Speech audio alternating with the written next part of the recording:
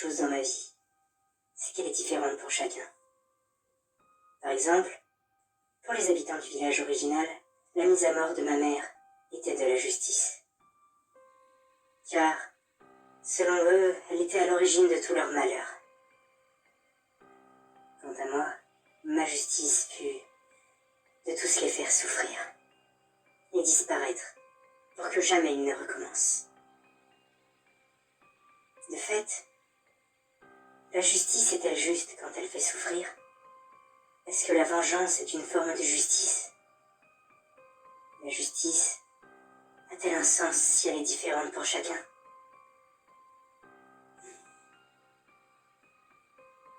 Je suis dans le regret de vous annoncer que je ne pourrai sûrement répondre à aucune de ces questions durant ce chapitre.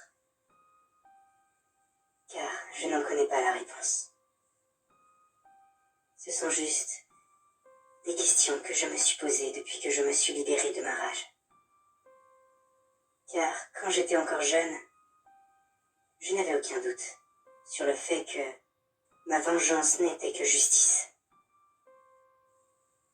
Mais depuis que je suis dans le village, j'ai constaté que pour certaines âmes qui ont fini ici, leurs actions étaient justes. Même s'ils se laissaient consumer par la peur et la haine, ils étaient convaincus que le mal qu'ils ont fait était un mal nécessaire. De fait, en quoi suis-je différente d'eux?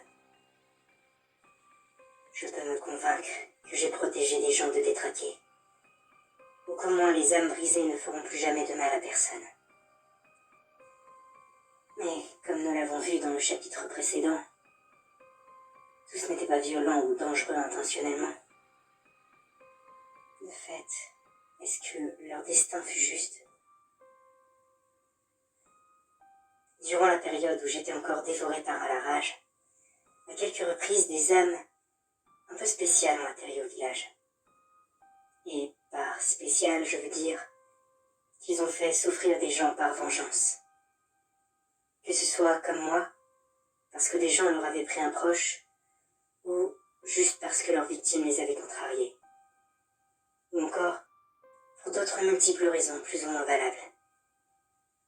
Comme moi, ces personnes ont décidé de se venger.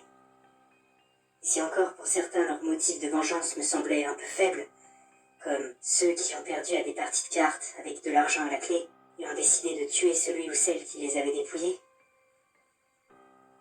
pour ceux qui ont subi des horreurs proches de ce que j'avais vécu, j'aurais voulu les laisser partir. Ou au moins leur laisser une chance de s'en sortir à l'époque. Car, oui, ils ont aussi subi ma furie, comme tout le monde. Ce qui me fait justement penser que je n'étais pas dans un état normal durant cette période. Comme si ma haine m'avait littéralement possédé. Mais est-ce que ça justifie ce que j'ai fait? Personnellement, je ne me sens plus légitime à punir les âmes. J'ai l'impression que je ne vaux pas mieux que la plupart de ceux qui sont ici. D'ailleurs, dans ce chapitre, il n'y aura pas d'histoire. Je vous le dis un peu en retard, mais de toute façon, les cauchemars que les personnes vivaient quand ils étaient persuadés du bien fondé de leurs actions n'étaient pas très intéressants à raconter. Je me contentais de les mettre à la place de leurs victimes, face à des entités qui les ciblaient pour les raisons qui les ont fait atterrir ici.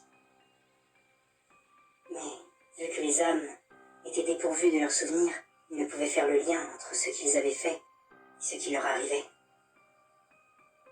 D'ailleurs, c'est le problème du fait que j'aurais effacé ou modifié leur mémoire. Certes, c'était plus facile de les incorporer dans le monde fictif que je leur créais, et c'était plus facile de les manipuler. Mais derrière, est-ce qu'ils apprenaient vraiment de leurs erreurs? Vu qu'aucun n'a réchappé. Je n'ai malheureusement pas la réponse. Même si j'ai continué un peu à mettre des âmes à l'épreuve après avoir retrouvé mes esprits. Du moins jusqu'à ce que je ne puisse plus supporter de le faire, ne me sentant plus légitime, n'étant pas sûr d'utiliser la bonne méthode. C'était d'ailleurs pour ça que j'ai commencé à rédiger ce journal et à faire mes recherches dans le livre qui recense les cauchemars de toutes les âmes qui ont atterri dans le village.